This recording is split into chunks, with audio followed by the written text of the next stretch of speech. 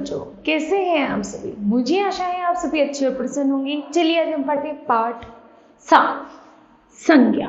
करते हैं इस पाठ की शुरुआत। चैत्र मास के शुक्ल पक्ष की प्रतिपदा तिथि हिंदू नव वर्ष का पहला दिन होता है। इसी तिथि को चैत्र नवरात्रि का व गुड़ी पड़वा का पर्व भी मनाया जाता है। महाराष्ट्र में इसे धूमधाम के साथ मनाया जाता है। महाराष्ट्र में गुड़ी पड़वा के दिन पूरन पोली बनाई जाती है। गोवा और केरल में कोंकणी समुदाय गुड़ी पड़वा को संवत्सर पर्वों के नाम से मनाते हैं। इसी दिन ब्रह्मा जी ने सृष्टि की रचना भी की थी।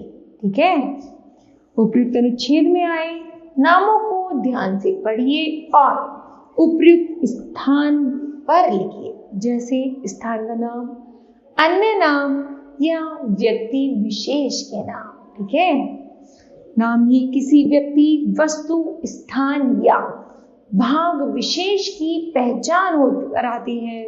व्याकरण में ये सभी नाम संज्ञा कहलाते हैं। संज्ञा का अर्थ है पहचान कराने वाला।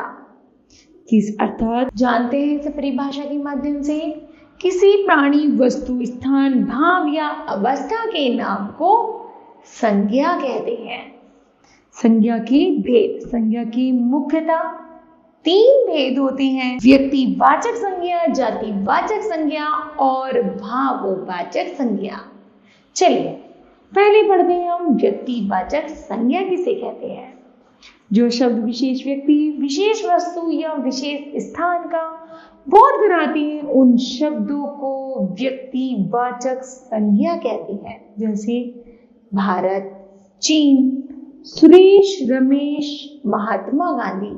ये क्या है? व्यक्तियों के और स्थानों के नाम है, और ये नाम ही व्यक्ति विशेष, स्थान आदि के विशेष में है, इसलिए इसे व्यक्तिवाचक संज्ञा कहते हैं। उदाहरण है, राहुल बाहर खेल रहा है, मैं भारत में रहता हूँ। शुभमन गिल क्रिकेट खेलते हैं। रामायण एक महान ग्रंथ है।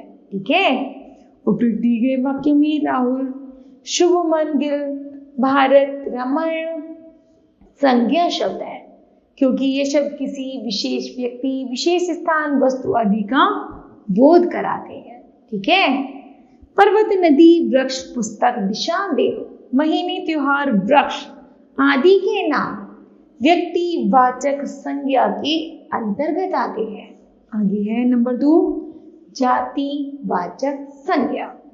जो शब्द किसी व्यक्ति, वस्तु या स्थान की संपूर्ण जाति का बोध कराते हैं, उन शब्दों को जातिवाचक संज्ञा कहते हैं।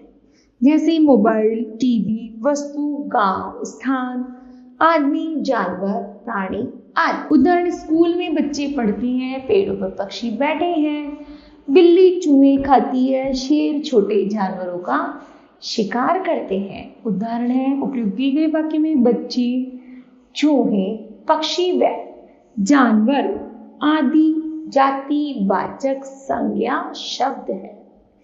जातिवाचक संज्ञा के अन्य 2 भेद। पहला है द्रव्यवाचक संज्ञा और समुदायवाचक संज्ञा। पहला है द्रव्यवाचक संज्ञा। जो शब्द किसी धातु या द्रव का बोध कराते हैं, द्रव्यवाचक संज्ञा कहलाते हैं। जैसे कोयला, पानी, तेल, घी आदि। उदाहरण है, अनु के पास सोने के आभूषण हैं। दीपक को दाल पसंद है। 1 किलो सरसों का तेल लेकर आओ, मुझे चांदी के आभूषण बहुत पसंद है। अर्थात उपयुक्त दिए गए वाक्य में सोना, तेल, दाल व चांदी शब्दों से किसी द्रव्य का बोध हो रहा है, इसलिए ये द्रव्यवाचक संज्ञा कहलाते हैं। आगे है समुदायवाचक संज्ञा। जिन संज्ञा शब्दों से किसी व्यक्ति या वस्तु के समूह का बोध होता है, उन शब्दों को समूहवाचक या समुदायवाचक संज्ञा कहते हैं। जैसे भीड़, पुस्तकालय, झुंड, सेना आदि। भारत की सेना दुनिया की दूसरी सबसे बड़ी सेना है। कल बाजार में बहुत भीड़ थी। उसके परिवार में 4 सदस्य हैं। हाथी हमेशा झुंड में सफर करते हैं। ठीक है, आगे है नंबर 3, भाववाचक संज्ञा। जो शब्द किसी व्यक्ति, प्राणी, वस्तु अथवा पदार्थ की अवस्था, दशा या भाव का बोध कराते हैं, उन शब्दों को भाववाचक संज्ञा कहते हैं। जैसे बचपन, बुढ़ापा, मोटापा, मिठास आदि।